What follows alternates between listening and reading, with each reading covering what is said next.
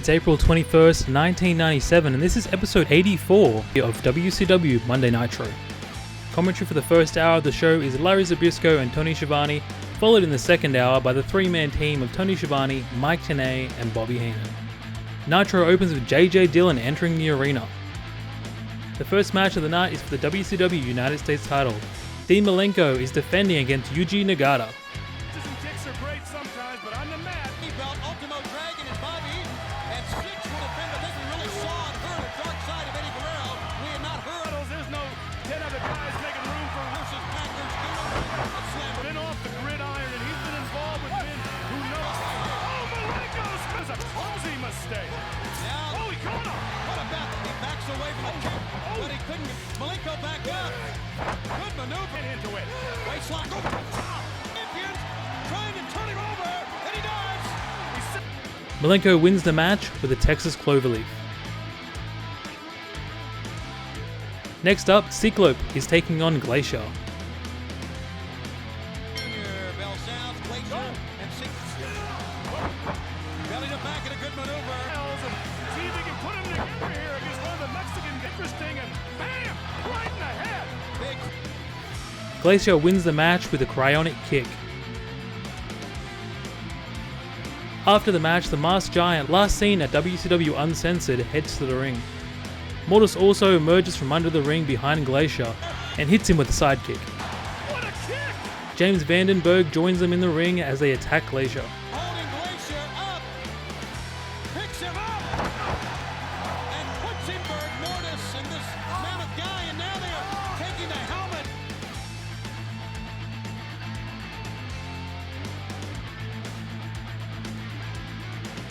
Next, we move to the announcer's booth with Tony Schiavone and Larry Zbyszko. Tony Schiavone announces that J.J. Dillon has been named the new chairman of the WCW Executive Committee. Nick Patrick then heads to the announcer's booth and apologizes to the WCW staff that he has wronged.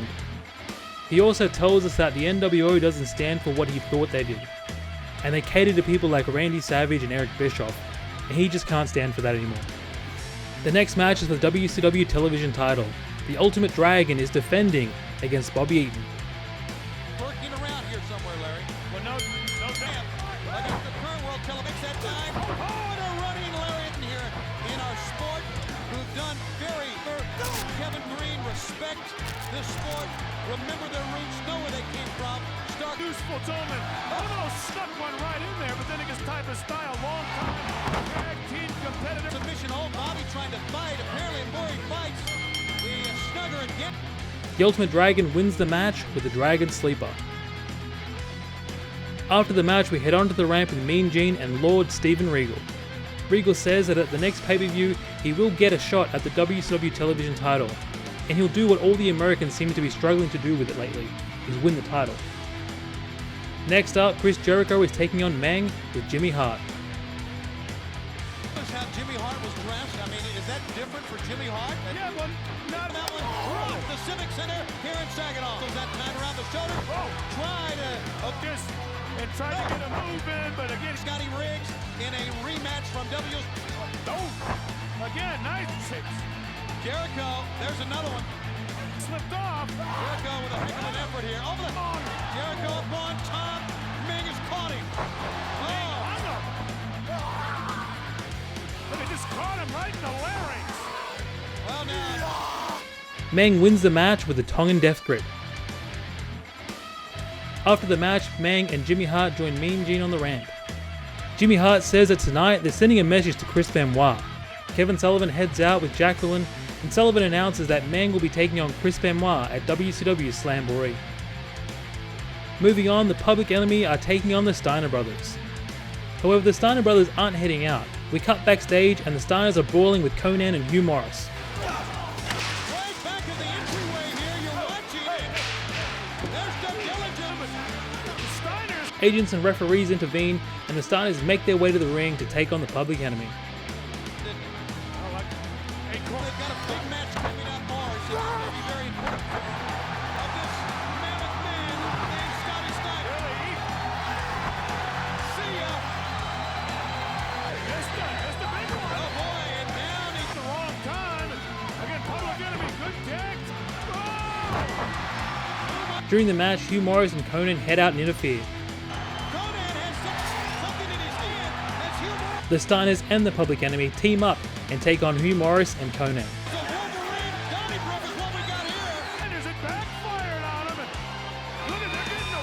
To begin the second hour, we head onto the ramp with Mean Gene and J.J. Dillon. J.J. Dillon says that things are going to change around here, and says he's gone through Eric Bischoff's contract, and there's some good news and bad news.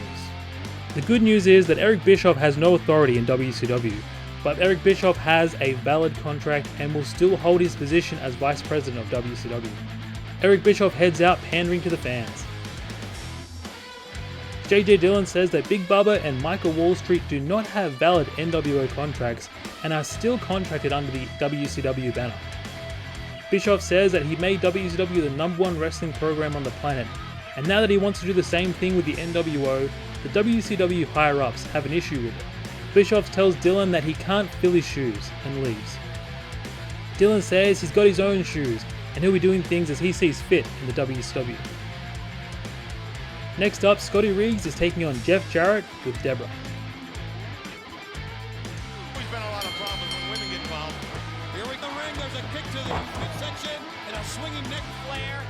The strut, the figure 4 leg lock. Oh, thought it was going to be a Russian. A little strut for Jeff Jarrett, who is in Herman and Reggie White. Part of Slamboree on WCW main event. Advantage of it. You don't get a man like Jarrett in that position. Trouble for Sonny Riggs on the outside. Definitely should have been a disqualification. Packers coming to Slamboree. Wouldn't have any financial stake in WCW that he Time the World Championship Wrestling had a say, and very important they can do about it. He's going to flaunt that. So, 2 and Debra up, pull the foot up. Mongo heads out to give the assist to Jarrett, but Reggie White jumps the guardrail and takes the Halliburton away from Mongo. And Mongo backs away from Reggie White.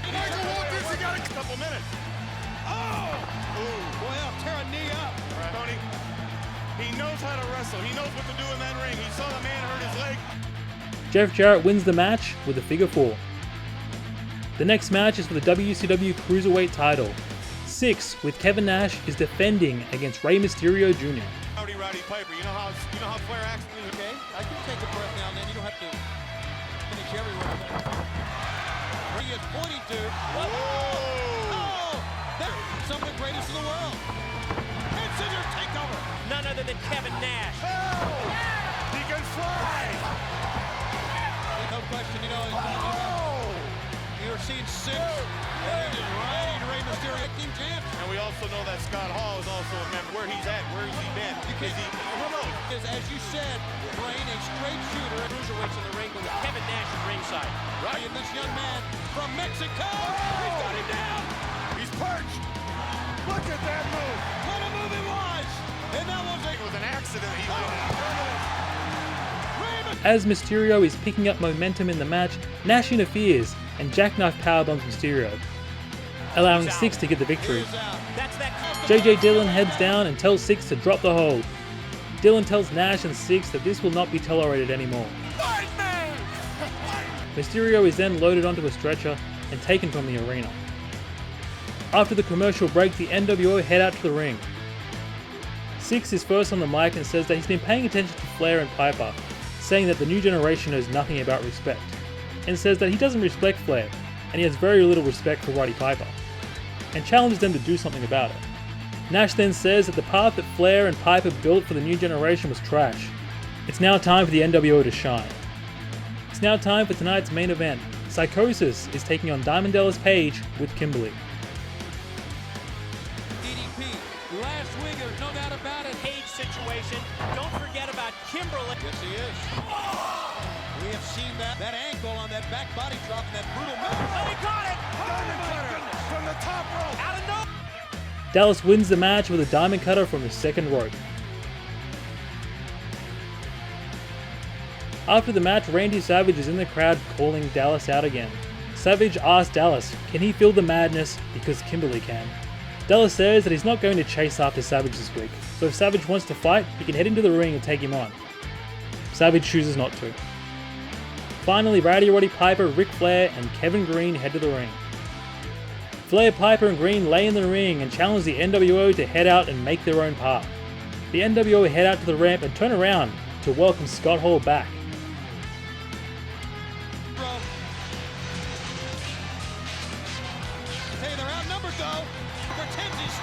Flair, Green and Piper hold the ring for the most part, but the NWO hit the ring again to end the show with a brawl. Before we finish, please comment on your favourite part of the show. Mine was the Mysterio Syxx match.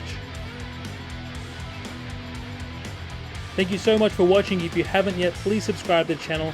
Leave a thumbs up if you enjoyed the video. If not, a thumbs down, and I'll see you on the next one.